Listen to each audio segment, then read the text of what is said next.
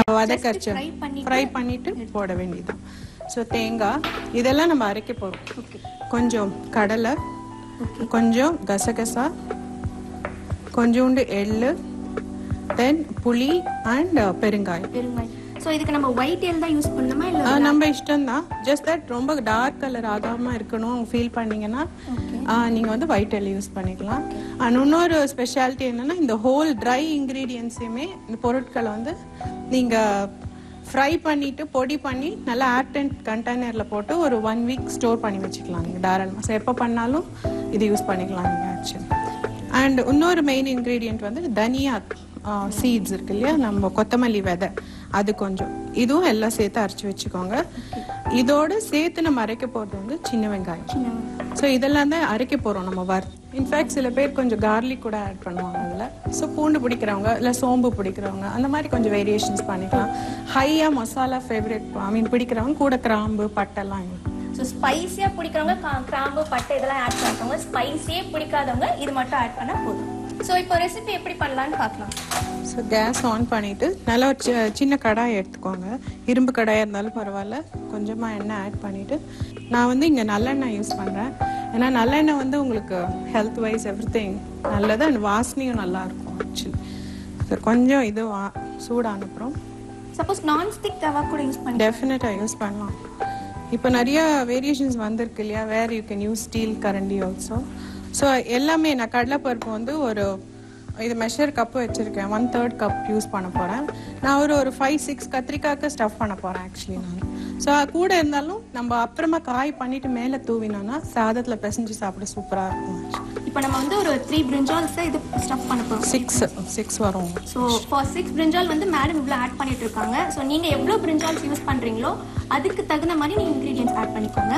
So ஒரு 8 to 9 மிளகாய் நல்லா ஸ்பைசியா இருக்கணும். இப்போ விரும்பினீங்கன்னா ஒரு 10 மிளகாய் ஆட் பண்ணிக்கோங்க.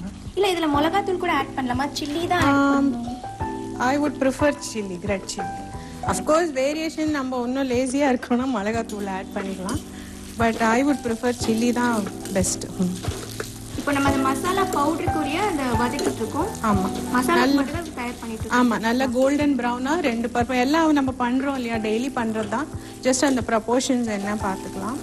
நெக்ஸ்ட் வந்து என்ன ஆட் பண்ண போறீங்க? நான் கொஞ்சம் இது ப்ரௌன் ஆக ஆரம்பிக்கிறச்சு பெருங்காயம் and I'm going to add கசகசா, தனியா.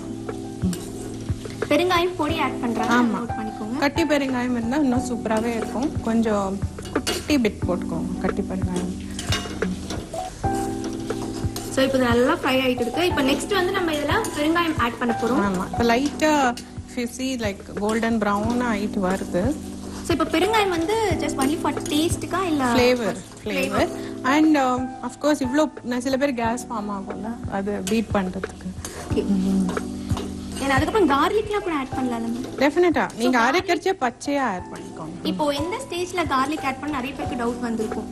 இது ஃப்ரை பண்ணும்போது கார்லிக் ஆட் பண்ணனுமா? இப்போ தேவையில்லை, நீங்க இது பண்றச்ச ஆட் பண்ணுங்க. லைக் அரைக்கறச்ச ராவா ஆட் பண்ணிக்கோங்க. ஏன்னா திருப்பி நம்ம ஸ்டஃப் பண்ணி குக் பண்ண போறோம் எல்லாம். ஓகே. சோ இப்போ நெக்ஸ்ட் நம்ம பெருங்காயம் ஆட் பண்ணியாச்சு. புளி ஆட் பண்றேன். புளி ஆட் பண்றோம். சோ புளி வந்து நிறைய பேர் வந்து தண்ணியில கரைச்சு அப்படியும் போடலாம். நீங்க இது ஸ்டோர் பண்ணலாம் சொன்னேன் இல்லையா, சோ இந்த மாதிரி பண்ணா உங்களுக்கு ஷெல்ஃப் லைஃப் ஜாஸ்தி.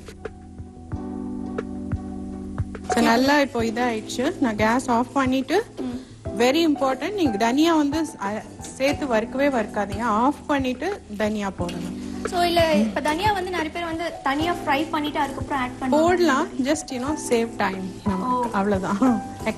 சப்போஸ் பிடிச்சிருந்தா கூட தனியா ஆட் பண்ணிக்கலாம். அண்ட் இப்படி நீங்க ஆஃப் பண்ணிட்டு போட்டீங்கன்னா அதோட ஃப்ளேவரே தனி. இல்லாட்டி ஒரு மாதிரி பர்ன்ட் ஸ்மெல் வரும். ஸோ இதப்போ ஆஃப் பண்ணிட்டேன். ஸோ இப்போ நம்ம இந்த டிஷ் அந்த பொடிக்க வேண்டியதெல்லாம் ஆஃப் பண்ணியாச்சு. அதை என்ன பண்ண போறேன்னு பார்க்கலாம். இதை வந்து கொஞ்சம் ஆற விடலாம். ஏன்னா நம்ம எல்லாம் அரைக்க போறோம் இல்லையா. ஸோ அதுக்குள்ள எள்ளியும் கடலையும் மாத்திரம் நல்லா தனியா வறுத்துக்கணும். ஏன்னா இதோட சேர்த்து வறுத்தோன்னா அது சில பச்சையா இருக்கும் உங்களுக்கு. இதை நம்ம வந்து அந்த ஹாட்னஸ் போறதுக்காக கொஞ்ச நேரம் காய வைக்கிறோம். கரெக்ட்.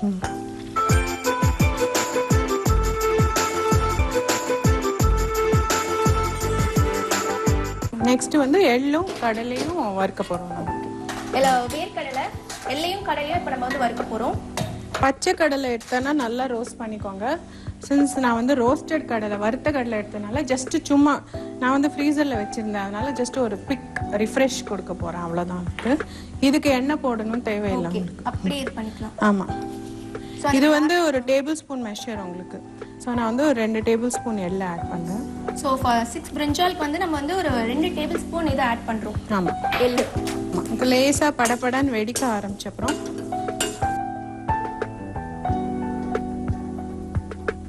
நல்லா வெடிக்குது. எள்ளு போட்டதுனால நல்லா வெடிக்குது. ஆஃப் பண்ணிட்டேன் நான், ஏன்னா ஜஸ்ட் இது ஹீட் தான். லைக் ஏன்னா எள்ளு வெடிச்சப்புறம் வறுத்த கடலைனால நான் உடனே ஆஃப் பண்ணிட்டேன். இப்போ அடுத்து என்ன பண்ண போறோம்னு பார்க்கலாம். அடுத்து என்ன பண்ண போறோம்? நெக்ஸ்ட் வந்து நம்ம எல்லாம் சேர்த்து அரைக்க போறோம். ஒரு அளவுக்கு இப்போ கூல் ஆயிடுச்சு உங்களுக்கு. அண்ட் இது அரைக்கறச்சே கொஞ்சம் கசகசாவும் போட்டேன் நான். ஸோ ஜஸ்ட் 1 டீஸ்பூன் அந்த சூட்லயே பாருங்க, அது நல்லா கோல்டன் ப்ரௌன் ஆயிடும் உங்களுக்கு. ஸோ இப்போ இது எல்லாம் தேங்காவும் சேர்த்து, ஏன்னா நான் வந்து ட்ரை கோகோனட்னால வறுக்கலை. பட் இதே நீங்கள் வந்து ரா கோகோனட், அதாவது பச்சை தேங்காய் எடுத்தீங்கன்னா நீங்கள் இதெல்லாம் எடுத்துட்டு சும்மா ஒரு வானிலையில் ஒரு வதக்கினா அந்த தண்ணிலாம் போயிடும். ஏன்னா ஸ்டோர் பண்ண போறீங்கன்னா தேங்காய் தண்ணி இருந்துச்சுன்னா உங்களுக்கு அது ஒரு மாதிரி கெட்டு போயிடும், சீக்கிரம் வாசனை வந்துடும்.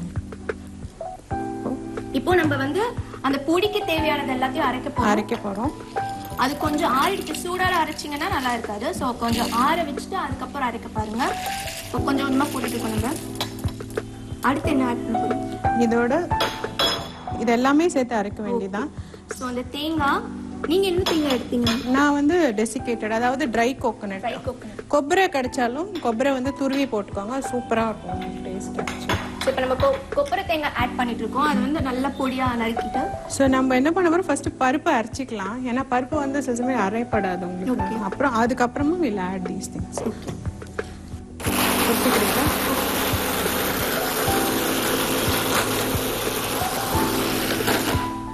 நல்ல ஸ்மெல் வருது.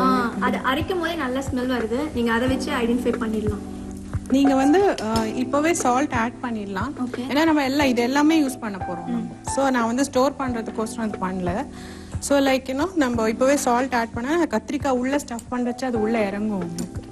சப்போஸ் நீங்க ஸ்டோர் பண்ண போறீங்கன்னா சால்ட் வந்து அதுக்கப்புறம் ஆட் பண்ணிக்கலாம். ஸ்டோர் பண்ண போறீங்கன்னா கரெக்ட். ஆமா, அந்த பொடி இந்த ஸ்டேஜ்ல நீங்க அரைச்சிட்டு சால்ட் இல்லாம ஸ்டோர் பண்ணி வச்சிருங்க. பட் சின்ஸ் நம்ம எல்லாமே யூஸ் பண்ண போறதுனால இப்போ நம்ம வந்து அப்படியே அரைச்சு அப்படியே யூஸ் பண்ண போறதுனால சால்ட் ஆட் பண்ணல. இப்போ வேர்க்கடலை, எள்ளு, கசகசா வறுத்ததை ஆட் பண்ணியிருக்கேன். பருப்பு எல்லாம் போட்டாச்சு, தேங்காய் போட்டாச்சு, இது போட்டாச்சு. நெக்ஸ்ட் வெங்காயம் ஆட் பண்ணிடலாம். ஒரு 6 சின்ன வெங்காயம் ஆட் பண்றேன் நான். சால்ட் ஒன்று இருக்கு, ஞாபகம் வச்சுக்கோங்க.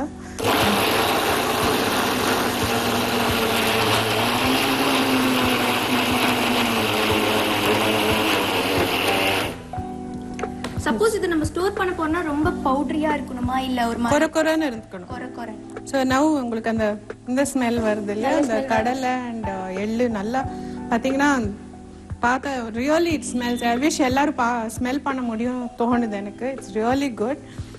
அந்த எல்லோட ஸ்மெல் அப்படியே வருது நம்மளுக்கு. சோ பிஃபோர் ஐ ஸ்டார்ட் நான் அதுக்குள்ள பேன் ஹீட் பண்ணிடுறேன். சோ தட் நம்மளுக்கு டைம் ஈஸியா இருக்கும். நம்மளுக்கு இதுக்கு தேவைக்கு ஏற்ற மாதிரி சால்ட், ஏன்னா இதுதான் சால்ட் உங்களுக்கு பிரிஞ்சாலுக்கு. இது தவிர உள்ள you are not going to add any salt. So இப்போ நம்ம வாட்டர் ஆட் பண்ணாமே நமக்கு அந்த ஒரு டென்சிட்டி ஒரு மாதிரி இந்த பசை இருக்கு இல்லையா. ஆனா வெங்காயம் இஸ் தேர்.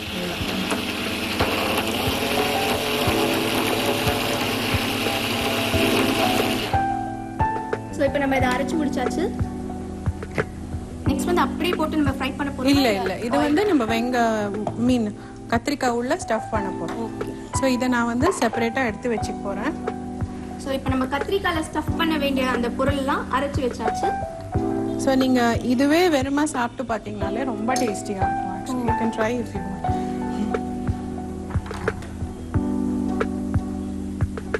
எஸ், ரொம்ப நல்லா இருக்கு. நம்ம வந்து பிரிஞ்சால ஸ்டஃப் பண்ண போறோம். அந்த ஸ்டஃப் இவ்வளவு நல்லா இருக்கு. சோ அப்ப டிஷ் வந்து சூப்பரா இருக்கும். சோ நான் என்ன பண்ண போறேன், இந்த பிரிஞ்சால இந்த ஹெட் போர்ஷன் அப்படியே வச்சுட்டு இந்த இடம் கிராஸ் மாதிரி நம்ம எப்படி இந்த கட் பண்ணுவோம் இல்லையா எண்ணெய் கத்திரிக்காய் பிளஸ் மாதிரி கட் பண்ணிக்கோங்க. சோ அப்பதான் அந்த ஸ்டஃப் போட்டிங்கன்னா உள்ள நல்லா நிக்கும் உங்களுக்கு. அண்ட் நல்லா அந்த உருண்டை கத்திரிக்காயா வாங்கிக்கோங்க. இப்போ நம்ம ஸ்டஃப் பண்ண போறோம் பாருங்க. இது வந்து நம்ம வாட்டர் ஆட் பண்ணாமே நம்மளுக்கு வந்து ஒரு மாதிரி திக்கா வந்திருக்கு. ஸோ ஏன்னா வந்து நம்ம ஆனியன் ஆட் பண்ணிருக்கிறதுனால நம்மளுக்கு அந்த திக்னஸ் கிடைச்சிருக்கு. ஸோ இப்போ ஸ்டஃப் பண்ணிட்டு இருக்கோம். ரெண்டு சைடும் ஓபன் பண்ணி ஸ்டஃப் பண்ணிடுங்க. ஓகே, நல்லா ஸ்டஃப் பண்ணிடுங்க. அவ்வளவுதானே? நல்லா போட்டு பிரஸ் பண்ணு. so that வெளியில கொட்டாம இருக்கும் உங்களுக்கு. சப்போஸ் வெளிய கொட்டாம இருக்கிறதுக்கு நம்ம அந்த வாட்டர் கூட ஆட் பண்ணி definitely you can add, but இது வராது உங்களுக்கு.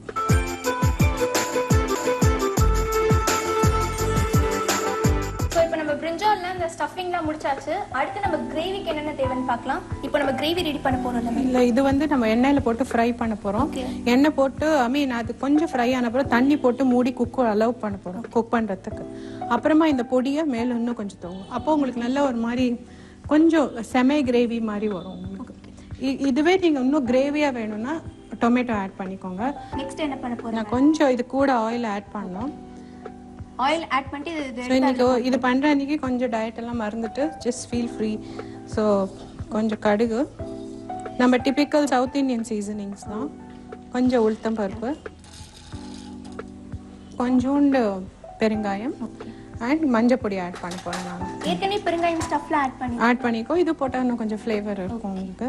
கொஞ்சம் தான், ஏன்னா எனி சீசனிங் பார்த்தீங்கன்னா கொஞ்சம் உங்களுக்கு பெருங்காயம் இல்லையா. கொஞ்சம் கடுகு வெடிச்ச அப்புறம் மஞ்சள் பொடி போட்டு நம்ம இது நீட்டா அரேஞ்ச் பண்ண, அப்படியே தொப்புன்னு கொட்டிடாதீங்க. நீட்டா அரேஞ்ச் பண்ணிட்டு கொஞ்சம் வாட்டர் ஊற்றி அதை மூடி வச்சு கொஞ்சம் குக் பண்ண போறோம் நம்ம. சோ இப்போ நல்லா கடுகு அந்த வெடிக்கிற ஸ்டேஜ் வந்துருக்கு. ஆமா. அண்ட் இதுவே வெண்டைக்கால பண்ணலாம் அண்ட் சொன்ன மாதிரி பாவக்கால பண்ணலாம். வெடிக்குது. பாவக்காய் டேஸ்ட் பிடிக்காது நிறைய பேருக்கு, அது ரொம்ப கசப்பா இருக்குன்னு சொல்லிட்டு எல்லாரும் ஃபீல் பண்ணுவீங்க. ஸோ பாவக்காய் டேஸ்டே பிடிக்காது அப்படின்னு ஃபீல் பண்ணீங்கன்னா இந்த ஸ்டஃப்பை ஆட் பண்ணி நீங்க சாப்பிட்டீங்கன்னா அந்த ஒரு பிட்டர்னஸ் கம்மியாகி நம்மளுக்கு இந்த ஸ்டஃபிங்கோட டேஸ்ட் நிறைய வந்துடும். இது சாலத்துல கலந்து சாப்பிடலாம் ஆக்சுவலி. இதோட ஒரு பச்சடி வச்சு சாப்பிட்டீங்கன்னா நல்லா நீட்டா அரேஞ்ச் பண்ணிடுங்க. டோன்ட் ட்ராப் இட், அப்படியே போட்டுறாதீங்க. சீக்கிரமா சமையல் பண்ணணும்னு சொல்லிட்டு அதை அப்படியே தூக்கி போட்டுறாதீங்க. ஜஸ்ட் கொஞ்சம் கொஞ்சமா அதை நல்லா லைனா அரேஞ்ச் பண்ணுங்க. லைட்டா டாஸ் பண்ணிட்டு நான் இப்போ வந்து கொஞ்சம் வாட்டர் ஆட் பண்ணிட்டு மூடி வைக்க போறேன். ஸோ அதெல்லாம் ஒரு 10 minutes குக்கிங் டைம் கொடுக்கலாம் உங்களுக்கு. ஸோ இப்போ நம்ம ஸ்டஃபிங் பிரிஞ்சால் ஆட் பண்ணிட்டு நெக்ஸ்ட் வாட்டர் ஆட் பண்ண போறோம். லைட்டா எல்லா சைடும் லைக் ஆயில் கோட் ஆகிற மாதிரி பார்த்துட்டு, ஏன்னா அது அந்த ஸ்டீம்லயே உள்ள இருக்கிற போர்ஷன் உங்களுக்கு குக் ஆகணும். இல்லாட்டி உள்ள ராவா இருக்கும், வெளியில குக் ஆன மாதிரி இருக்கும் உங்களுக்கு. அண்ட் இதுல ஒரு 1/4 கப் தண்ணி ஊற்ற போறேன் நான் இப்போ.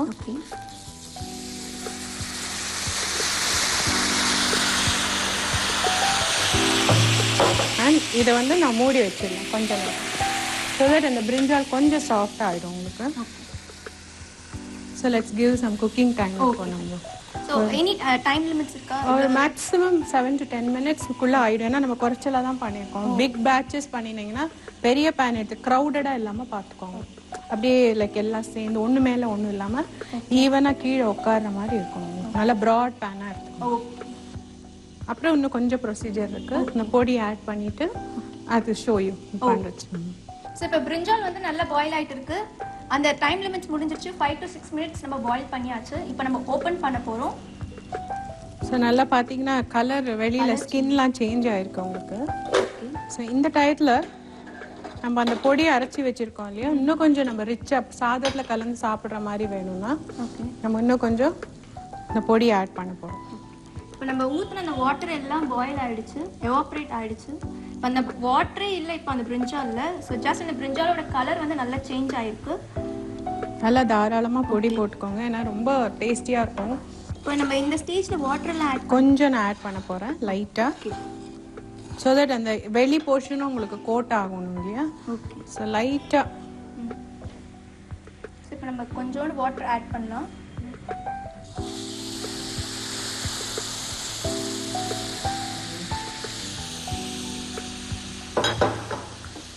இப்போ நிறைய வாட்டர் ஆட் பண்ண என்ன மாதிரி ரொம்ப திருப்பி உங்களுக்கு முஷி ஆயிடும்.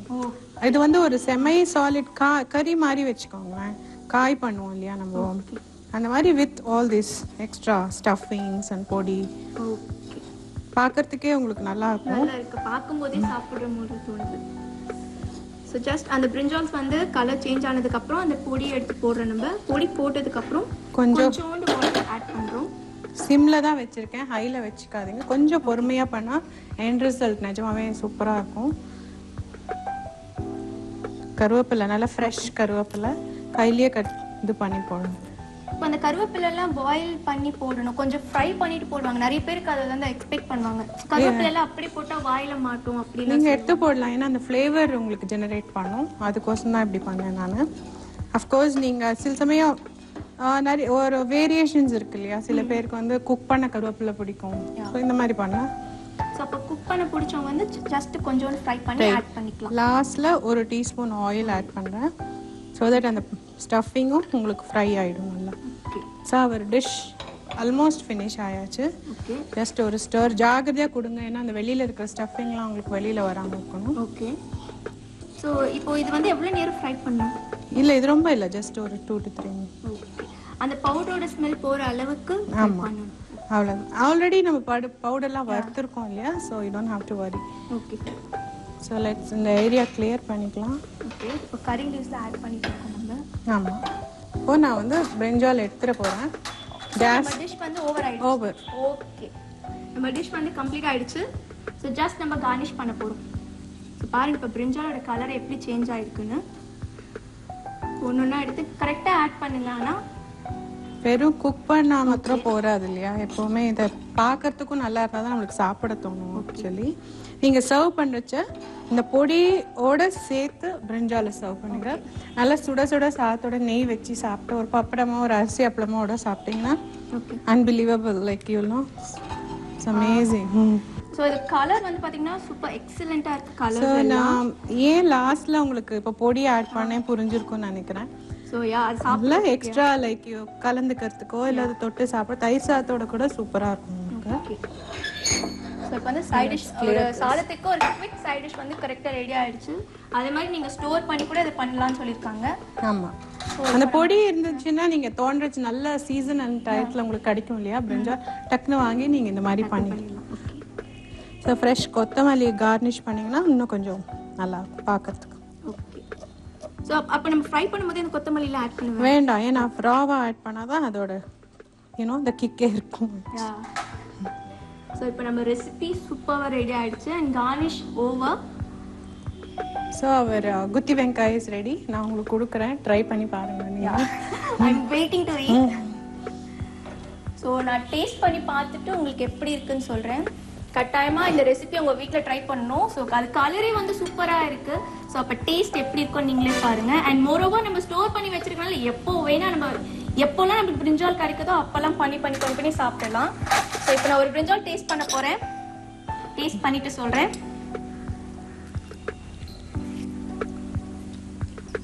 அந்த பொடியை வந்து நம்ம லாஸ்ட்ல ஆட் பண்ணது ஏன்னு எனக்கு இப்போதான் புரியுது.